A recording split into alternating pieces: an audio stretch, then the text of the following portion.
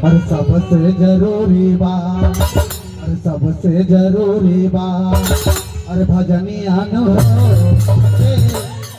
सुंदर बदनिया।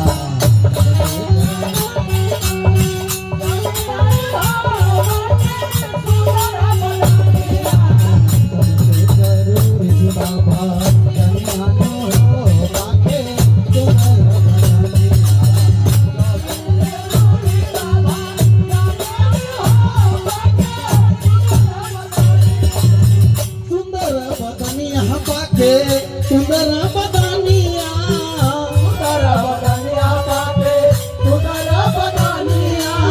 सुंदर बदनिया पाके, सुंदर बदनिया, सुंदर बदनिया पाके, सुंदर बदनिया, सुंदर बदनिया पाके, सुंदर बदनिया, सुंदर बदनिया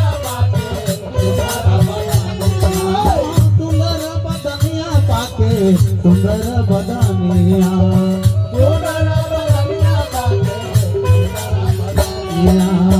सबसे जरूरी बात,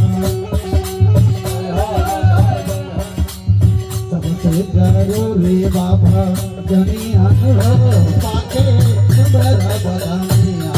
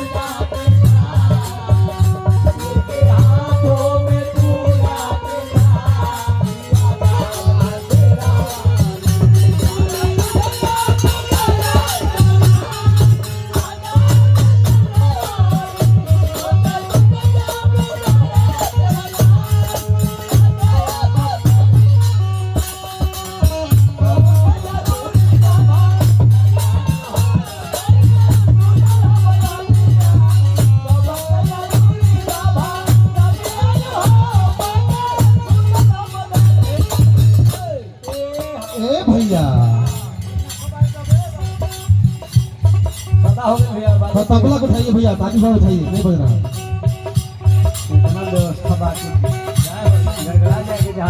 अगर भजन करे के बाद, अगर भजन करे के हा तो काम क्रोध मद लोभ के त्यागे के पड़ी।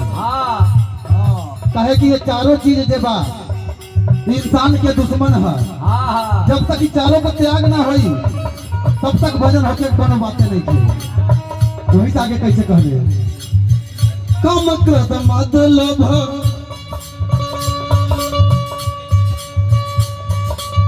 काम क्रोध मद लोभ मन से तेजा, काम क्रोध मद लोभ मन से तेजा, काम क्रोध मद लोभ मन से तेजा,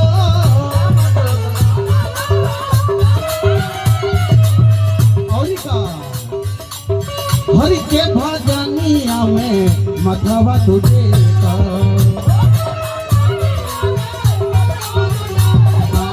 हरि के करानिया में मधवा तुझे का।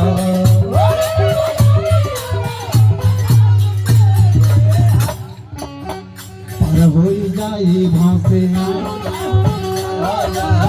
नैया भवन में फसल बाटे, अगर भजन करबा तो नैया भाव से पार हो जाई, पार हो जाई भाव से, पार हो जाई भाव से, हर नैया न हो पाके उधर बदनिया,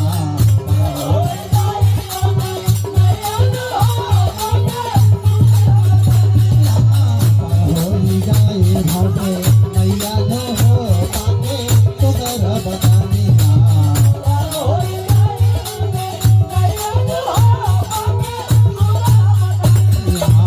सबसे जरूरी बाबा जनियन हो पाके सुंदर बदनिया जरूरी बाबा जनियान हो बाके